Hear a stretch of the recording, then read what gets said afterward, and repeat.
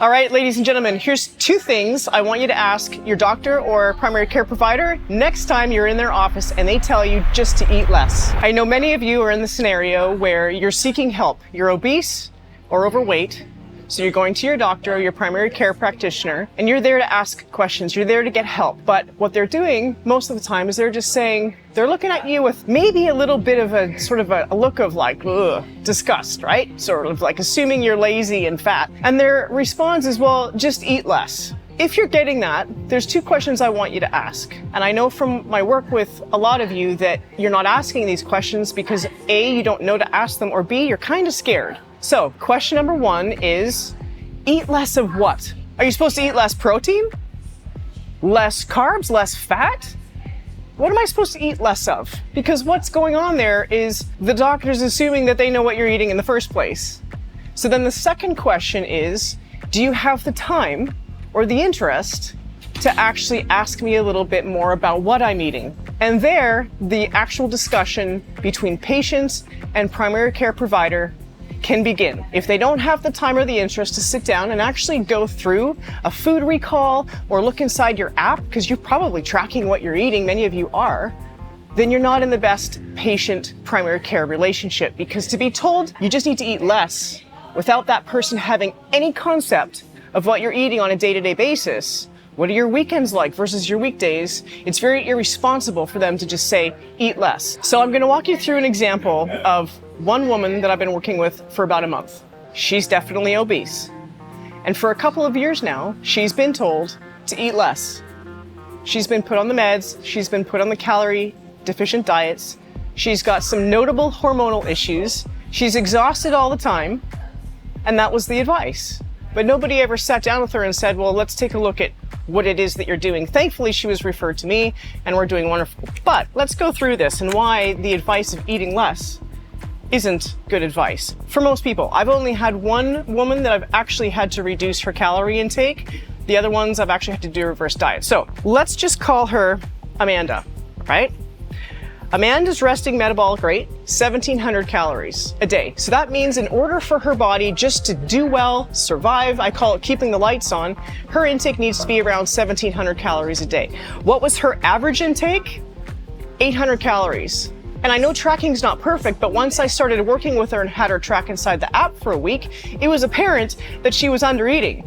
So what exactly, and her protein intake, by the way, was about 45 to 50 grams a day. She was trying to eat less and she was doing a great job at it. And it was like slowly contributing to a ruin in her energy levels and her abilities as a working mom, training 3 days a week. She trains 3 to 4 days a week.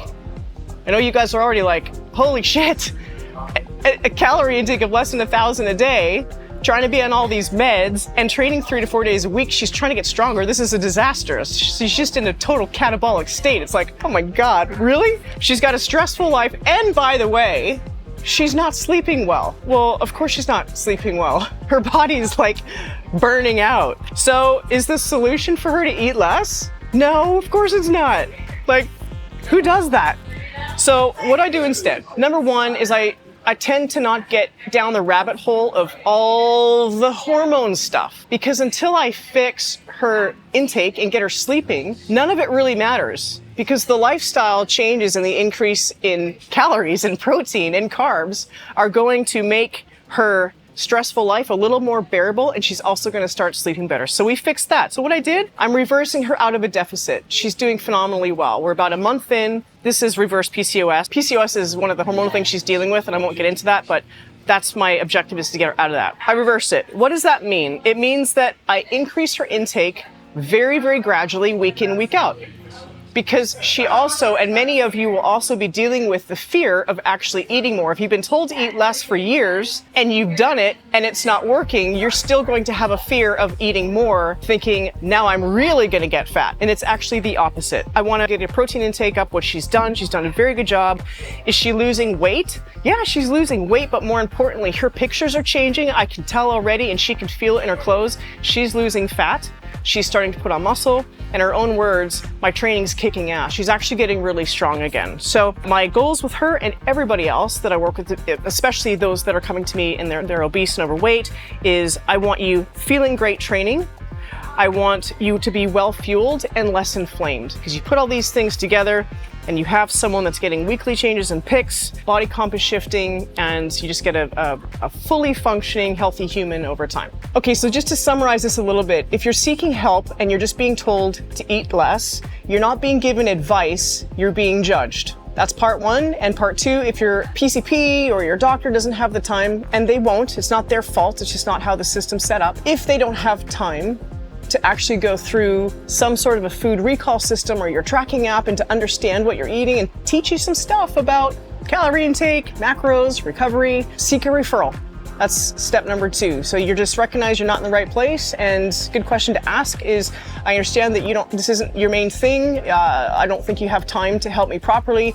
Do you have any dietitian, nutritionist, or functional medicine practitioner that you refer to? And really seek that referral. A tenet to live by, and something that I teach all of my folks, especially in the early phases of coaching, is health comes first and fat loss follows. So if you take care of your health and your sleep, and this lifestyle stuff, and you put it together bit by bit by bit. I know it can be overwhelming. You don't have to do it all at once, but if you put the pieces in place a little bit at a time, fat loss will follow. I promise, I've seen it every time.